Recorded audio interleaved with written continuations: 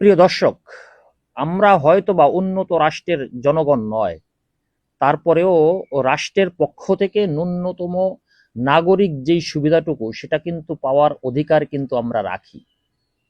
এ কারণেই বলছি, গত পরশুদিন নদ্দা এরিয়ার মধ্যে আগুনের সূত্রপাত ঘটেছিল এবং আগুনটা ছিল অত্যন্ত মানে একেবারে স্ফুলিঙ্গের মতো অল্প সময়ের মধ্যেই ছড়িয়ে পড়েছিল আগুনটা এবং অনেকগুলো দোকান ভস্মীভূত হয়ে গিয়েছে। এই আগুনের সূত্রপাতটা কিন্তু ঘটেছিল এই বৈদ্যুতিক খুঁটি থেকে।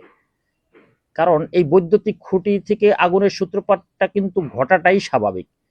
ঢাকা শহরে এমন কোনো বৈদ্যুতিক খুঁটি নাই যেখানে এই আরেকটি খুঁটি এর পাশেই কিন্তু আপনাদেরকে দেখাচ্ছি যেভাবে ডিশ এবং ইন্টারনেটের তারগুলো বৈদ্যুতিক খুঁটিকে একেবারে আঁকড়ে ধরেছে। মানে যত্রতত্র তারগুলো এই যে দেখাচ্ছি, হ্যাঁ, মানে প্রচুর পরিমাণে তার কিন্তু এইভাবে ছড়িয়ে ছিটিয়ে রাখা হয়েছে। যদি বৈদ্যুতিক থেকে মানে আগুনের স্ফুলিঙ্গ হয়, স্পার্ক হয়, তাহলে এই তারে কিন্তু সর্বপ্রথম ধরে এবং আগুনটা মুহূর্তের মধ্যেই কিন্তু ছড়িয়ে পড়ে। আর এটার দেখার হয়তো বা সরকারের পক্ষ থেকে কেউ আছে বলে মনে হয় না। যারা নগরবিদ আছে, নগর পরিকল্পনা করে থাকেন, নগরকে সুন্দর করার জন্য থাকেন, তারা সরকারের পক্ষ থেকে বিভিন্ন সময়ে তারা সরকারের সুবিধাটুকু নিয়ে থাকেন, কিন্তু বাস্তবতা হলো তারা কোনো কাজ করেন বলে আমার মনে হয় না। হয়তোবা শুনেছি যে অনেক রাষ্ট্রে, বিশ্বের অনেক রাষ্ট্রের মধ্যেই এই এই ধরনের ইন্টারনেট ডিশের তারগুলো থাকবে, এটাই স্বাভাবিক, কিন্তু ভূগর্ভস্থ অবস্থায় থাকবে, মাটির নিচ দিয়ে যাবে। কেন এই ধরনের বৈদ্যুতিক খুঁটির সাথে এই তারগুলো থাকবে? যেটা কিন্তু আগুনের জন্য এবং বড় ধরনের ক্ষতির কিন্তু এটা কারণ হতে পারে, যেটা গতকালকে পরশুদিন হয়ে গিয়েছে।